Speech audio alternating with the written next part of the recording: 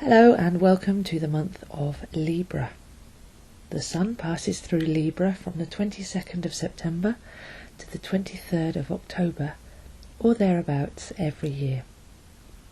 Libra is the sign that takes us out of the autumn equinox. And equinox means equal night, so this is when the daylight and the nighttime hours are equal. So this is the first aspect of Libra. It's the equalizer, the balancer. Libra seeks harmony wherever it goes. It's looking at that relationship because it's the sign of relationships, opposite Aries, which is the sign of self. We have self and other on the equinoctial axis. So we're looking at relationship, but we're also looking internally at our own relationship with ourself. So we have the higher and the lower, the dark and the light, the masculine and the feminine, the inner and the outer, and those are the real relationships that we can look into at this time.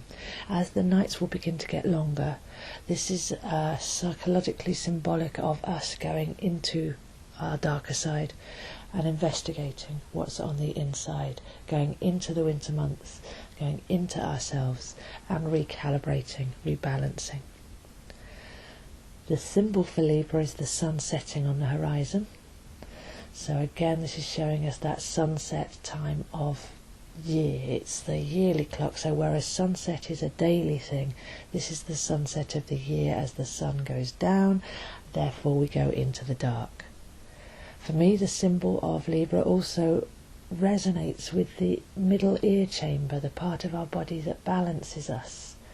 Those liquids, those fluids, and quite often at the equinoctial points we can feel a call to rebalance our own systems and to detox and to deal with the fluids of the body. We can be a bit more sleepy, we can be a little bit less tolerant and needing to go in and nurture ourselves and recalibrate on a physical food and nourishment level as well.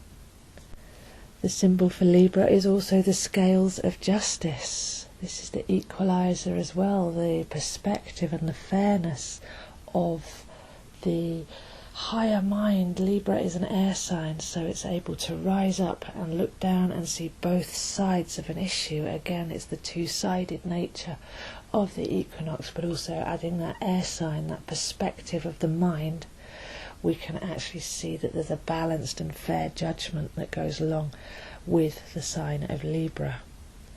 When we're looking at that justice, we can see the goddess, for example, Ma'at wasn't so much a goddess, but the principle of weighing the heart against a feather, of going inside, doing the work on ourselves and making sure that we're pulling up anything that's heavy and burdening us so that we can actually have a light heart and pass from this realm to the next through that system of divine cosmic order and judgment.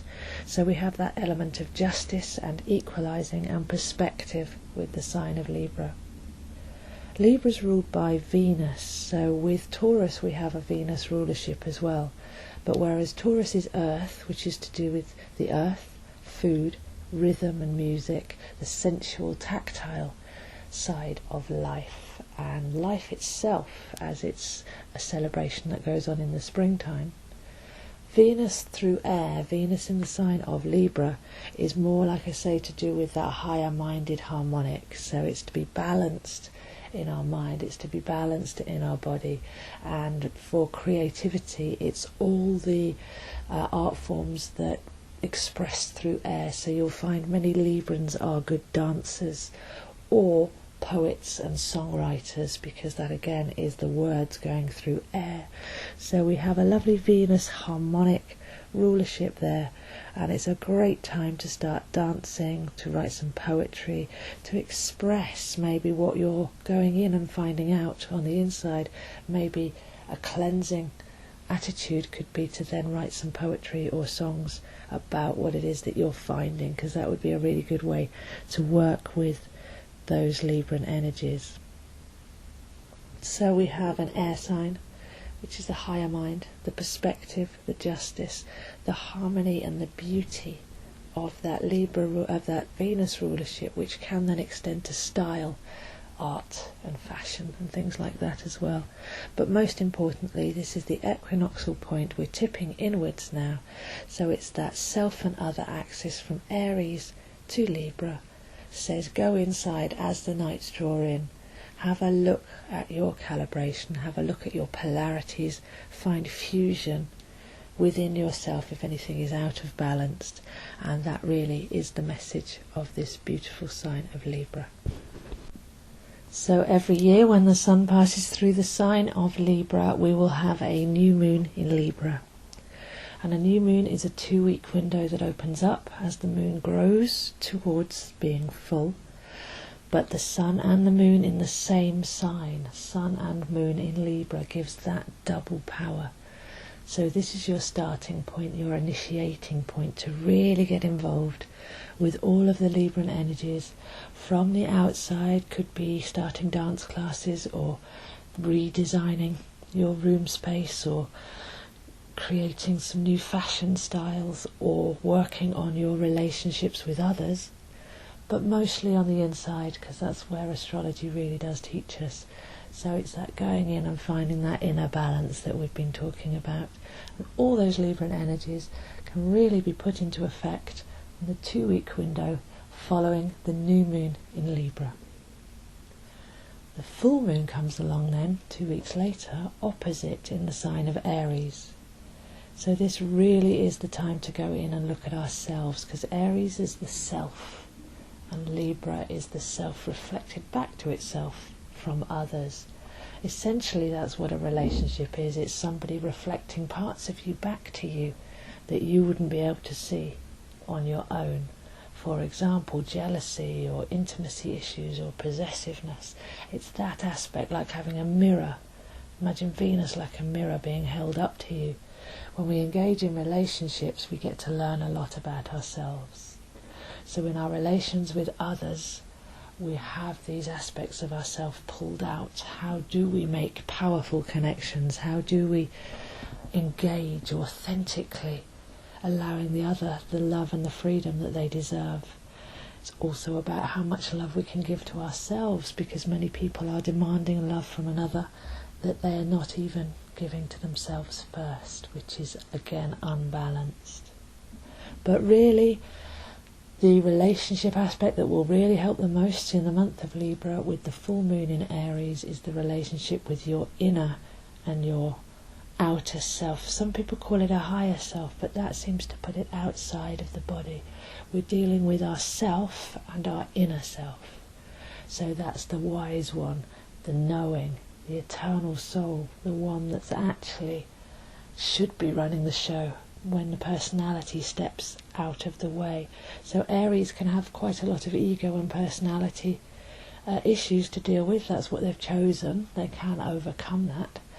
But when reflected with Libra, we're seeing that ego personality versus the inner self, the higher self, the divine self, the eternal self. And that is really where the calibration and the relationship happens across this axis.